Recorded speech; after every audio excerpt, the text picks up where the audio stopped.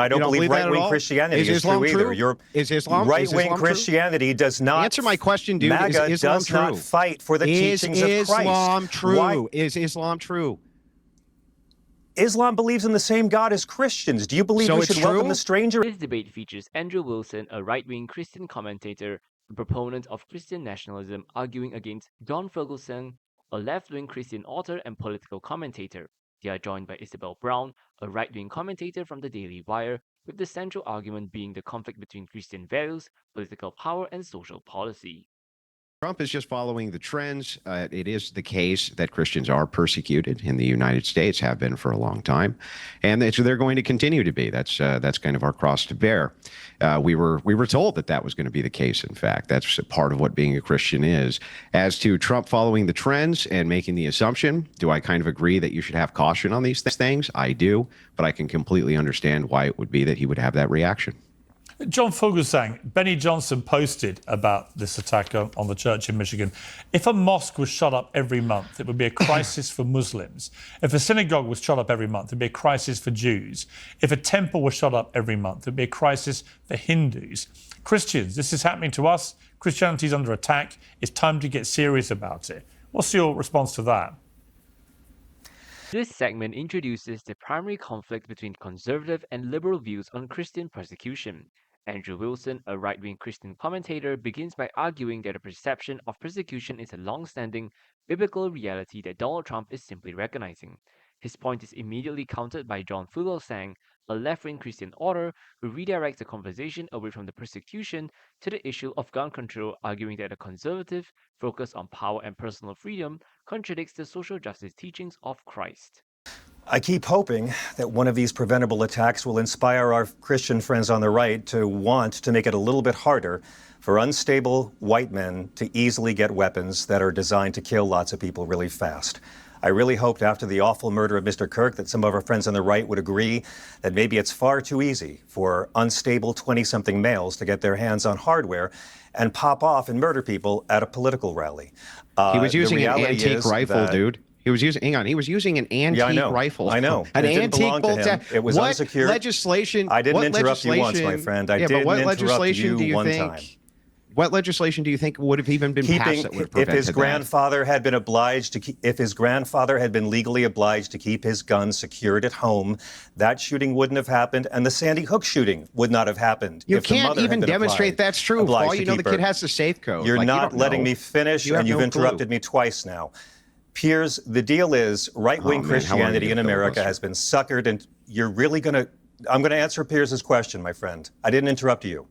Right-wing Christianity in America has been suckered for a very long time into aligning with power and authority instead of challenging it as Christ did. Donald Trump didn't get the love of evangelicals by promising to do a damn thing Jesus commanded of us. Right-wing Christianity does not fight for the things Jesus commanded and taught us to do. Right-wing Christianity fights for conservative Christian power over every level of society. They do not fight to welcome the stranger, as Christ commands in Matthew 25 and as God commands throughout the Old Testament. They do not fight for individuals and nations to care for the sick and the poor, as commanded by Christ in the judgment of nations. They fight for right-wing conservative Christian power, and America is suffering from a gun plague where children are now killed by guns more than disease, more than they are killed by car accidents. And I keep praying this is exactly the sort of situation where religion based on love and empathy will come to our rescue. And yet, our conservative Christian friends are locked in this mindset that somehow personal freedoms matter more than the lives of Americans. The discussion intensifies as Isabel Brown, a conservative commentator from the Daily Wire, delivers a forceful rebuttal to the previous arguments. She directly challenges the effectiveness of gun control in preventing these attacks and provides specific evidence of targeted violence against Christians in the US, including an official church attack statistics and shooter manifestos. Furthermore, she expands the scope of the debate to address global Christian persecution, using data from Nigeria to highlight a crisis she argues is ignored by left-wing political figures and media. Isabel, you've been pulling... Let Andrew, I'll come back to you, but let Isabel react, because you've been pulling a lot of faces as you were listening to that. Yeah, Piers, I was on with you the day that Charlie was shot, actually. We were talking about the murder of Irina Zarutska on the train in Charlotte, and I was very baffled by what I was hearing then. Nothing could have prepared me for the slew of attack against anyone who is a conservative Christian in America the last 30 seconds. There is not a single gun law on the books that would have prevented Charlie Kirk from being assassinated at a gun-free zone on the campus of Utah Valley University. When we saw the manifesto published to YouTube about the shooter at the Annunciation Catholic School in Minneapolis, you saw a very specific, detailed attack that was specifically against Christian children and their families, really warping in a very twisted demonic sense the mass with engravings and diary entries saying, "This is my body." I mean, we were watching a very coordinated attack going back to the Nashville shooting and to many other attacks on churches across the country over the past few years, of which there have been more than 500 attacks on Catholic churches in the United States in the last 5 years or so. This is clearly a specific attack against Christianity in America, but let's pretend that it's not just about America for a second, because the truth is it's not. Christianity by the numbers is by far and large the most persecuted religion on the face of the planet today. In Nigeria, just a few days ago, more than 60 people were killed using hammers and machetes after attending mass at a Catholic church there in Nigeria. And I read a study the other day, feel free to fact check me on this, to any of the other panelists, that more Christians have been slaughtered in Nigeria for being Christian in the last few years than Palestinians have been killed in Gaza during the midst of the Israeli-Gaza war. But you don't see any protests happening in the United States about that today. So it's ridiculous to try to create a left versus right paradigm here, or some sort of attack against the Republican Party, when there very clearly is a manifestation of spiritual warfare and demonic satanic influence in our society trying to attack Jesus Christ in America today. Andrew, I want to play a clip. I'm not a Democrat. I'm going to let Andrew respond here.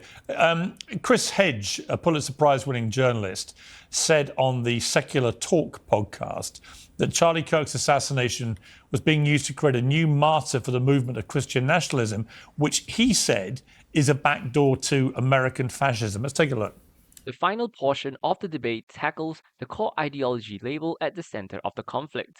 After a left-wing journalist clip attempts to link Christian nationalism to American fascism, the host directs a two-part question to Andrew Wilson, the right-wing Christian nationalist. He is asked to define his political and religious ideology and address the specific concern that the Christian nationalist movement is vulnerable to being co-opted by genuinely hateful or extremist groups. When fascism comes to America, it won't be with swastikas and jackboots, and it will be with the Christian cross and mass recitations of the Pledge of Allegiance. You really got a glimpse of that in the rally in Arizona or rally, whatever you want to call it, the memorial service for Kirk. Now, Andrew, two questions for you. One is, what is your understanding of what Christian nationalism is? And as a Christian nationalist, are you concerned that it gets hijacked by people who may genuinely be white supremacists, fascists, and so on? Well, not really. So the idea of Christian nationalism is just that Christians remain the culturally dominant force in the United States. That's it. That's the entire proposition. Everything else is an addition. So the gentleman over here, for instance, a quick question for you. This final explosive segment dives deep into the theological differences defining this debate. Andrew Wilson, the right-wing Christian nationalist, begins by clarifying his position that Christian nationalism is simply a desire for Christians to remain the culturally dominant force. This immediately sparks a fierce exchange with the left-wing John Fugelsang, who rejects the idea that a Christian can declare other religions false and argues that the MAGA movement legislates directly against Christ's core commands to care for the sick and welcome the stranger. Isabel Brown, the conservative commentator, then jumps in to expose what she argues is a political hypocrisy of the left, pointing to the actions of figures like Kamala Harris on border security and abortion to argue that right-wing economic and life policies are in fact closer to Christian values, setting the stage for the final dramatic questions. Is Jesus Christ God? I believe so, but I don't believe in imposing my opinions on others. Okay, got you. So Jesus Christ is God. So all the religions are false? No, I don't believe that at all. I believe in my house there are many mansions, and I believe God has many ways of the truth. Yeah, I don't think I'm better than anyone because Christ's movement is about humility. Christ's movement is not about public domination and power. I just want to make sure I got this right. Are all other religions false? I don't believe that at all, no. And I don't believe right-wing Christianity is true either. Is Islam right-wing Christianity does not... Answer my question, dude. MAGA is Islam does true? not fight for the teachings of Christ. Is Islam true? Is Islam true? Islam believes in the same God as Christians. Do you believe we should welcome the stranger as God and Christ command, or do you believe in Donald Trump? Wait, they believe Jesus Christ is God? It's not my religion. They believe Christ is a prophet. So then it's the Virgin false. Mary is mentioned more in the Holy Quran than she's mentioned in the Bible. I'm going to walk you through the logic here. If Jesus Christ is God, what are the Christ teachings that Trump fights for, my friend? Then it is the case. What are the gospel teachings your movement fights for? Your movement uses Christ as a prop, and you legislate against his commands. Stop filibustering. Dude, you interrupted me. Your question. So I was in the middle of it. I asked you a single question and was getting to the follow-up, and you go on these long diatribes. You asked Calm down, listen to what I'm saying. You asked 2 questions, my friend. Logically, if it's the case that Jesus Christ is God, and that is true, then Islam has to be false, and you have to proclaim that that is the case as a follower of Christ. Too bad the founding fathers didn't have that system in our country. Well, the thing that's so funny is that you say that you're a progressive Catholic, you're worried about Christians in power. You say that Christians are out here. Oh, Andrew, Christians are out here. They should be looking at these other immigrants as religious refugees. That's what you said, your own words. They're actually Christian refugees. At our border, they are Christian refugees that y'all have been socialized to call illegals. Then how come you lobbied for Kamala Harris, raised money for the Harris campaigns, a Democrat operative, when she said that she wanted staunch border policies?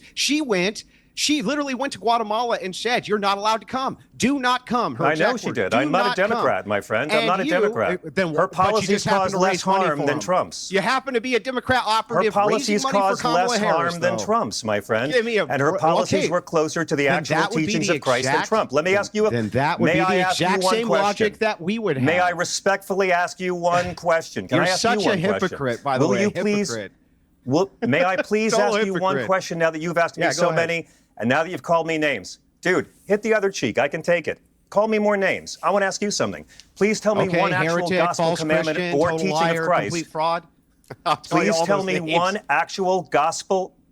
Please tell us all and the viewers watching one actual gospel commandment or teaching of Christ that the MAGA movement fights for. Not what conservative Christians like. Something Christ, who is a mascot to this movement, actually commanded of us. Chapter and verse, if you can. Sure. Welcome the stranger. Individuals and nations take care of the poor. Stop executing people. Your movement... Do you want me to answer the question, then? Please do. You want me to answer, or are you going to answer? So the truth of the matter is that if you're really as concerned with the poor as you claim, you would be all about the MAGA movement, who's trying to stop job-crushing immigration of the poor to the United States. I'm giving it to you. Calm down. Christ commands us to welcome the stranger. Calm down so I can answer your question, lunatic.